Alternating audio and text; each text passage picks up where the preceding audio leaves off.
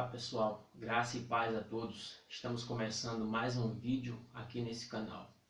Existe um ensino muito claro nas Escrituras Sagradas, desde o Antigo Testamento e muito mais ainda no Novo Testamento, que é o ensino de que o homem é totalmente corrompido, ele é totalmente depravado, ele é totalmente inapto para escolher a Deus, para tomar atitudes e ações em relação ao Criador.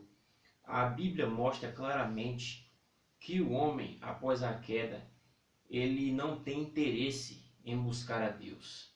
Ele não tem vontade de servir a Deus. É necessário que o próprio Deus cause no coração deste homem um impacto espiritual, para que esse homem espiritual morto, conforme Paulo fala em Efésios 2, versículo 1, que nós éramos mortos em nossos pecados e delitos, mas o Senhor nos ressuscitou. Portanto, é necessário que o próprio Deus gere este homem, gere vida nele, o faça gerar, nascer de novo, para que ele então se torne apto para ir na direção de Deus. É necessário que haja um impacto do Senhor no seu intelecto para que ele compreenda, para que ele entenda. Ele não quer servir a Deus. A depravação é total no seu interior. Ele chama o mal de bem, ele se entristece com a verdade, ele se entristece com a justiça. O que é bom, ele chama de mal. Portanto, os valores espirituais e morais divinos para o homem sem a habitação do Espírito Santo, para ele isso não tem nenhum valor. Ele não tem aptidão para isso. Portanto, o homem ele não possui o livre-arbítrio em termos que tinha Adão e Eva antes da queda, como a maioria da cristandade e até mesmo das pessoas que procuram ter um pouquinho de entendimento das Escrituras imaginam.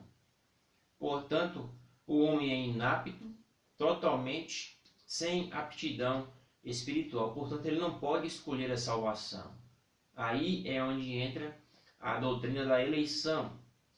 E nós vamos verificar aqui, Romanos capítulo 3, alguns textos, alguns versículos, que mostram de modo claro, haja visto que o apóstolo Paulo foi um dos que mais tratou da depravação do homem, da cegueira espiritual do homem sem Cristo, o homem natural.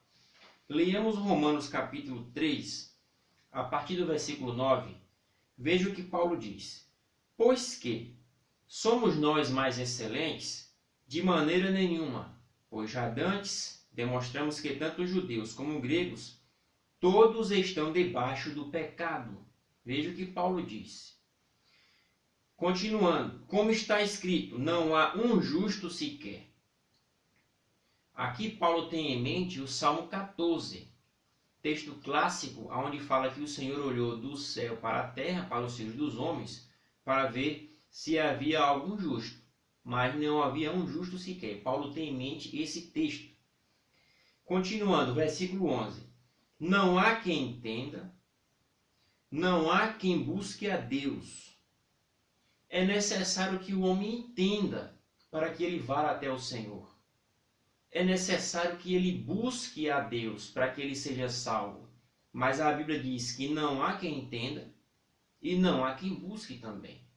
Portanto, o homem ele é inapto, ele não busca a Deus.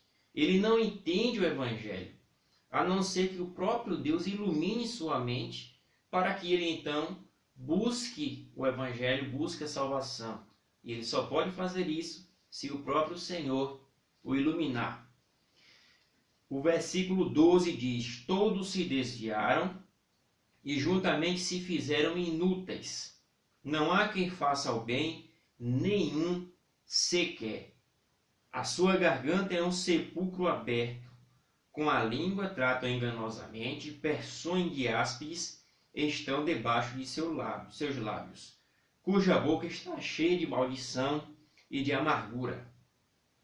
O versículo de número 21, Paulo diz: Mas agora se manifestou sem a lei a justiça de Deus, tendo testemunho da lei e dos profetas, isto é, a justiça pela fé em Cristo Jesus, para todos e sobre todos os que creem, porque não há diferença, porque todos pecaram e destituídos estão da glória de Deus, sendo justificados gratuitamente pela sua graça, pela redenção que há em Cristo Jesus, a qual Deus propôs para propiciação pela fé no seu sangue, para demonstrar sua justiça, para a remissão dos pecados dantes cometidos sob a paciência de Deus.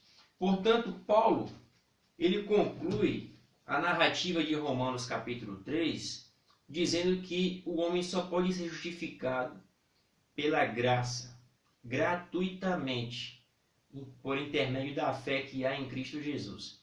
Por isso que nós vemos claramente nas Escrituras que não é possível alguém ser salvo a não ser que o próprio Deus o deseje salvar.